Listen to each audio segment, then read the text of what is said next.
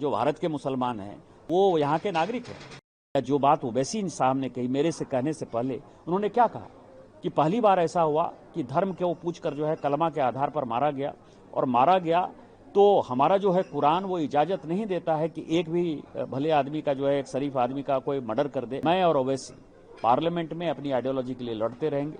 मेरा जहां तक सवाल है, बांग्लादेशी घुसपैठियों के खिलाफ, एपीजमेंट के खिलाफ हमारी लड़ाई जारी रहेगी। हम साथ साथ हैं, साथ साथ रहेंगे। जिस तरह से अलग अलग पार्टी के लोग आए यहाँ पे, और खास तौर पे अगर बात की जाए तो आप और ओवैसी जी, जहाँ पार्लियामेंट में हमें इंडिया में देखने को मिलता है एक दूसरे के ऊपर छीटाकशी रहती है, हर चीज में वाद विवाद रहता है, विचारधाराओं को लेकर है, लेकिन जिस तरह से आप लोग रिप्रेजेंट किए यहाँ पे और एकजुटता दिखाई, जो कहा जाता है कि यूनिटी इन डाइवर्सिटी जो इंडिया का मेन फेस रहा है, वो कितना कारगर साबित हुआ और देशों का किस तरह से उस पर एक तरह से कहा जाए कि उनकी तरफ से कैसी बातें आई इसको लेकर, इस तरह की यूनिटी को लेकर। देखिए, दो चीजें हैं। हमारा मानना है कि संस्कृत हमारी पुरानी भाषा में से एक है, और जो हमारे पूर्वज बोल कर गए वो सभी को जानने का सवाल है। सभी हिंदू मुस्लिम की बात करते हैं, और मैं भी बांग्लादेशी घुसपैठिए से परेशान हूं, और बांग्लादेशी घुसपैठिए की बात मैं पार्लियामेंट में बोलता हूं, बोलता रहूंगा, क्योंकि हमारा पूरा आदिवासी समाज जो है वो खत्म हो गया। 45% था, वो 22% पर आ गया। तो उस आइडियोलॉजी में जो है कोई परेशानी नहीं है। लेकिन जो भारत में मुसलमान रह रहे हैं, जो भारत के मुसलमान हैं, वो यहाँ के नागरिक हैं। हिंदू मुस्लिम सिख ईसाई बौद्ध जैन हमारा जो है विषय है, वो हमारे चाहने न चाहने से जो है उनका उतना ही अधिकार है जितना हमारा अधिकार है। तो दो श्लोक कहा संस्कृत में, एक जो मैंने पहले भी कहा है कि सर्वनाशे समुत्पन्ने अर्ध तजेति पांडिता।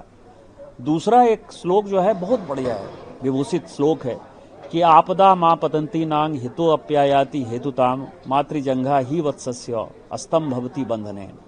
जब आपदा का समय हो, तो आपदा के समय में जो माँ है, मतलब बछड़े के लिए जो गाय के का थन है, उसमें जो उनका पैर है, वही जो है उसके बंधन का काम करता है। तो यहाँ आपदा है, कौन है हमारी माँ, कौन है? भारत माता है। भारत माता को परेशान करने के लिए, उसको खतरे में डालने के लिए पाकिस्तान आतंकवादी गतिविधि कर रहा है।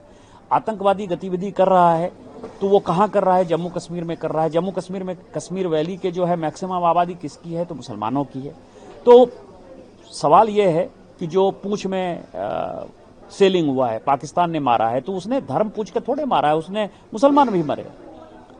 स्वाभाविक है कि पहलगांव की घटना अलग है। पहली बार ऐसा हुआ कि उन्होंने कलमा के आधार पर जो है हिंदुओं को मारा है, ये पूरी दुनिया में। और हमने चारों मीटिंग में, यदि आपने देखा होगा, चारों जगह मुस्लिम कंट्री में आते हुए भी हमारे लीडर ने जब शुरू किया, या जो बात ओवैसी साहब ने कही मेरे से कहने से पहले, उन्होंने क्या कहा कि पहली बार ऐसा हुआ कि धर्म के वो पूछकर जो है कलमा के आधार पर मारा गया, और मारा गया तो हमारा जो है कुरान वो इजाजत नहीं देता है कि एक भी भले आदमी का जो है, एक शरीफ आदमी का कोई मर्डर कर दे।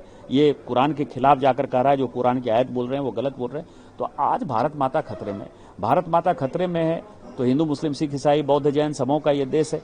यही कारण है कि मैं और ओवैसी पार्लियामेंट में अपनी आइडियोलॉजी के लिए लड़ते रहेंगे।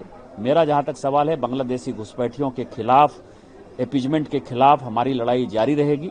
लेकिन ये देश बचेगा, देश में लोग बचेंगे, हिंदू मुस्लिम सिख ईसाई बचेंगे, तभी एक दूसरे के साथ जो है हम बातचीत भी कर सकते हैं, संघर्ष भी कर सकते हैं। यदि हमारी डेथ हो जाएगी, यदि हम मर जाएंगे, भारत का अस्तित्व ही खत्म हो जाएगा, तो फिर हम कौन सी लड़ाई लड़ेंगे?